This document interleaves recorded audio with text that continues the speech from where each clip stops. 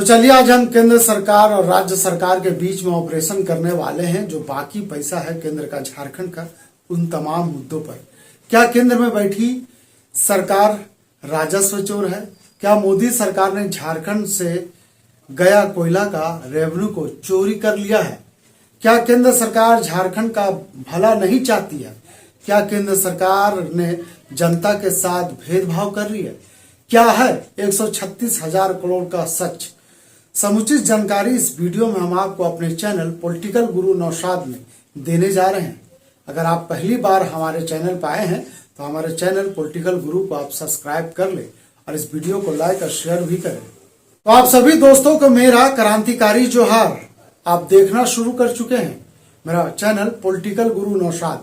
साथियों, लोकसभा चुनाव से पहले ही झारखंड की सरकार हेमंत सोरेन ने केंद्र सरकार पर आरोप लगाया है कि झारखंड का 136,000 करोड़ रुपए नहीं दे रहे हैं। तब से यह मामले को लेकर कई सवाल उठने लगे हैं और इस मामले में कोर्ट ने भी क्लियर किया है कि झारखंड का बकाया राशि किस्त बाय किस्त केंद्र सरकार राज्य सरकार को दे।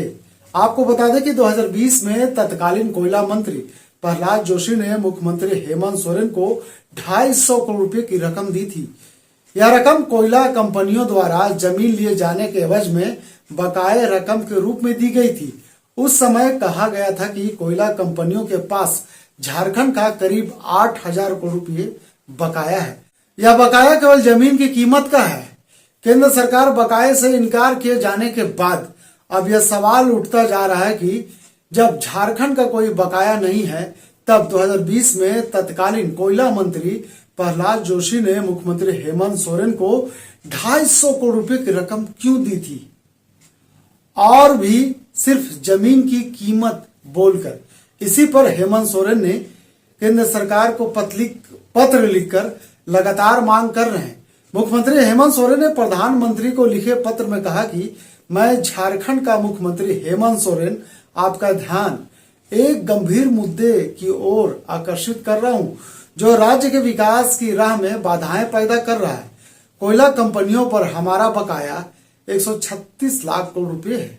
उन्होंने कहा कि कानून में प्रावधानों और न्यायिक घोषणाओं के बावजूद कोयला कंपनियां कोई भुगतान नहीं कर रही है। ये सवाल आपके कार्यालय, वित्त मंत्रालय और नीति आयोग सहित विभिन्न मंचों पर उठाए गए हैं, लेकिन अभी तक यह मुआवजा झारखंड को भुगतान नहीं किया गया है। तो इधर हाल ही में सर्वोच्च न्यायालय की 9 न्यायाधीश की खंडपीठों ने एक निर्णय दिया जिसमें राज्य को खनन और रॉयल्टी बकाया वसूलने का अधिकार दिया गया है। हेमंत सोरेन ने कहा कि बकाया राशि का भुगतान न होने के कारण झारखंड का विकास और आवश्यक सामाजिक आर्थिक परियोजनाएं बाधित हो रही है। आगे उन्होंने लिखा कि झारखंड एक अविकसित राज्य है और यहाँ कई सामाजिक आर्थिक विकास परियोजनाएं हैं जो हमारी नियोजित मांग के पूरा ना होने के कारण बाधित हो रही है। और भी बहुत कुछ लिखा गया था। ये तो बात हो गई कि झारखंड की सरकार हेमंत सोरेन कोल कंपनियों द्वारा राज्य का बकाया राजस्व मांग करने को लेकर। झारखंड विधानसभा चुनाव से पहले से लेकर अब तक कोयला रॉयल्टी का 136 लाख करोड़ रुपए का मुद्दा गर्म है। हेमंत सोरेन कहते हैं कि झारखंड को उसका हक चाहिए तो प्रधानमंत्री को पत्र लिखते हैं, लेकिन जवाब क्या आता है? केंद्र सरकार क्या कहती है? केंद्र सरकार कहता है कोई बकाया नहीं है। अब यह सवाल हाल ही के लोकसभा के सदन में उठा है। लोकसभा में सवाल उठाते हुए बिहार के सांसद पप्पू यादव ने पूछा झारखंड का हक कब मिलेगा? झारखंड का बकाया 136,000 करोड़ कब मिलेगा? तो इस पर केंद्रीय वित्त मंत्रालय के द्वारा जवाब आया कि झारखंड को पिछले साल 3 सालों में 7,790 करोड़ रुपए मिल चुके हैं। कोयला राजस्व में झारखंड का कोई हिस्सा अब बाकी नहीं है। यानी केंद्र सरकार सिरे से इससे खारिज कर दिया है कि झारखंड का कोई बकाया केंद्र सरकार के पास नहीं है। लेकिन सवाल वही है कि झारखंड सरकार कहती है 1.48 लाख करोड़ का बकाया है। इसमें से 32 करोड़ रुपए MMDR के तहत, 29 करोड़ रुपए रॉयल्टी के नाम पर और 1.1 लाख करोड़ रुपए भूमि अधिग्रहण के एवज में बाकी है। अब सवाल उठ रहा है कि किसका सच किसका झूठ, यानी कौन सच बोल रहा है और कौन झूठ बोल रहा है। आज हम इस पे पड़ताल करेंगे और तमाम चीजों को हम आपको समझाने का काम करेंगे और सभी चीजों पर आज हम ऑपरेशन भी करने वाले हैं। यह सवाल जब झारखंड की जनता के मन में गूंज रहा है कि हेमंत सोरेन ने सोशल मीडिया पर कहा झारखंड के बीजेपी सांसद क्यों चुप है, आवाज उठाइए, झारखंड का पैसा राज्य के विकास के लिए जरूरी है। एक तरफ मुख्यमंत्री हेमंत सोरेन बीजेपी के तमाम सांसदों से ये कहते हुए नजर आ रहे हैं कि आप झारखंड से निर्वाचित होकर के लोकसभा गए हैं, राज्य की जनता ने आपको यहां से चुनाव जिता करके अपनी आवाज बनाकर लोकसभा में भेजा है, लेकिन राज्य के बारे में जब चर्चा की जाती है तो आप चुप क्यों हो जाते हैं? क्या आपके मुंह में बर्फ जम जाता है? तमाम ऐसे सवाल राज्य की जनता भी कह रही है, क्योंकि सवाल है राज्य का, सवाल है विकास का, सवाल है राज्य का बकाया पैसा का।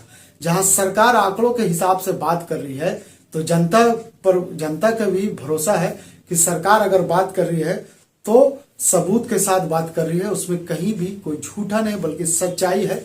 अगर झारखंड के 136 करोड़ रुपया बाकी है तो केंद्र सरकार उसे दे, क्योंकि अगर जब तक आप पैसा नहीं देंगे तो राज्य का विकास नहीं होगा, राज्य के लोगों का विकास नहीं होगा।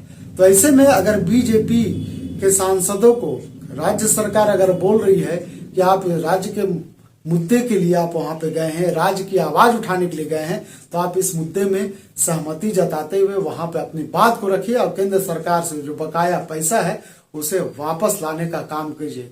लेकिन बीजेपी के तमाम सांसद इस मामले पर चुप्पी साधे हुए हैं। लेकिन दूसरी तरफ केंद्र का जवाब साफ है, बकाया नहीं है, भेदभाव नहीं है। सवाल उठता है कि तो फिर झारखंड सरकार यह आंकड़े कहां से ला रही है?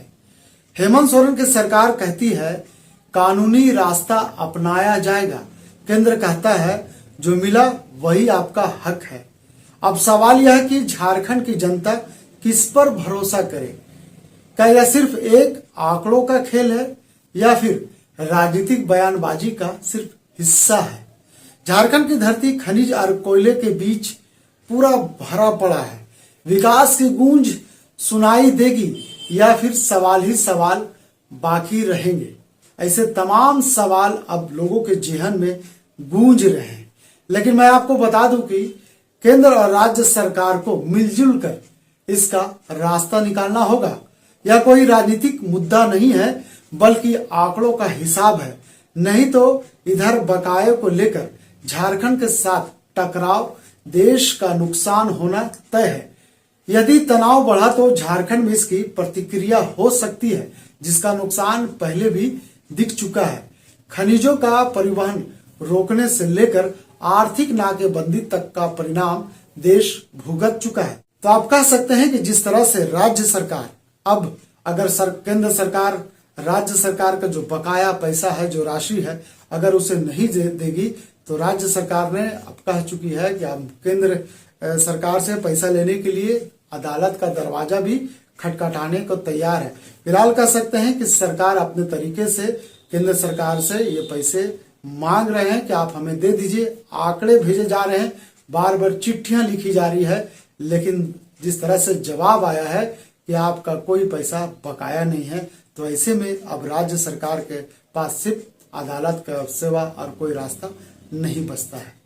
तो ऐसे में अब आपको इंतजार करना होगा कि राज्य सरकार इस पूरे मामले पर क्या एक्शन लेती है, क्या कुछ करती है। तमाम ऐसी चीजें जब सामने आएगी तो फिर हम आपको बताने और समझाने का काम करेंगे। फिलहाल कह सकते हैं कि इस खबर के लिए इतना ही, लेकिन 136 करोड़ को लेकर सवालों के घेरे में राज्य और केंद्र सरकार तथ्य तक पहुंचेंगे और देंगे आपको सही जानकारी। बस जुड़े रहें हमारे चैनल पॉलिटिकल गुरु नौशाद के साथ और चैनल को कर दे सब्सक्राइब। अगली कड़ी के लिए लेता हूं आपसे इजाजत। एक बार फिर से आप सभी दोस्तों को मेरा क्रांतिकारी जोहार।